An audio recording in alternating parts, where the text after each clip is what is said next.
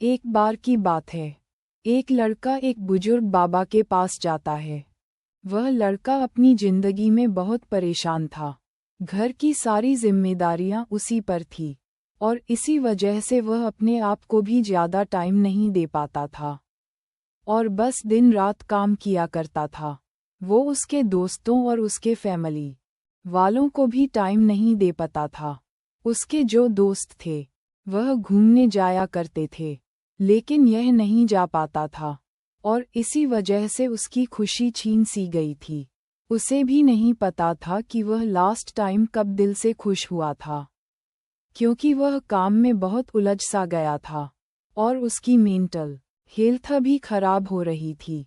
तो एक दिन वह एक बुजुर्ग बाबा के पास जाता है और उन्हें ये सारी बातें बताता है कि मैं बहुत परेशान रहने लगा हूँ, खुद को भी टाइम नहीं दे पा रहा हूँ और जब मैं खुद के लिए टाइम निकालने का सोचता हूँ तो मुझे अपनी जिम्मेदारियाँ याद आ जाती है।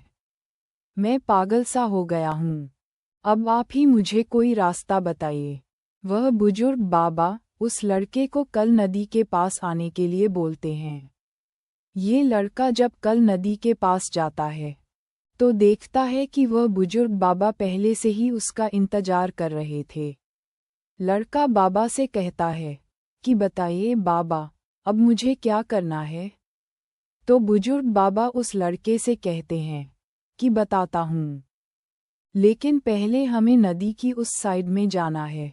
मतलब नदी की उस किनारे पर जाने के बाद मैं तुम्हें बताऊंगा कि तुम्हें क्या करना चाहिए।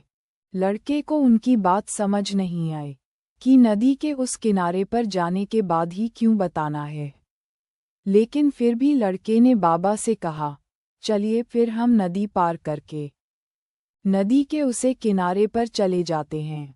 तभी बाबा ने उससे कहा, ऐसे नहीं, हम उसे किनारे पर तब जाएंगे जब इस नदी का पूरा पानी सूख जाएगा।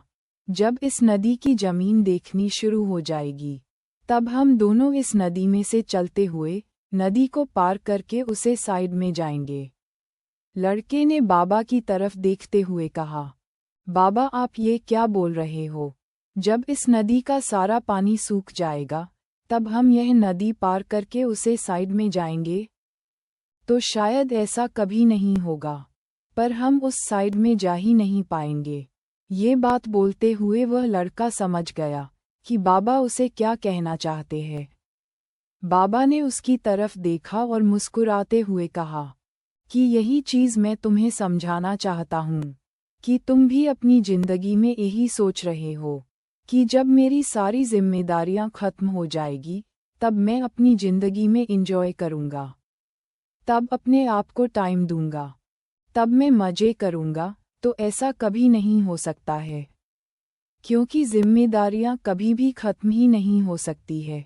अब वह लड़का क्लियर तरीके से समझ गया था कि चाहे अमीर आदमी हो या गरीब, सबके ऊपर कुछ ना कुछ जिम्मेदारियां हैं और वह उन्हीं जिम्मेदारियां में से कुछ टाइम निकालकर एंजॉय कर लेते हैं और इसे ही जिंदगी कहते हैं।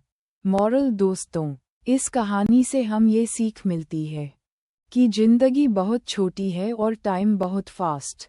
तो अपनी जिंदगी के हर मोमेंट को एंजॉय करो, नहीं तो टाइम निकल जाएगा।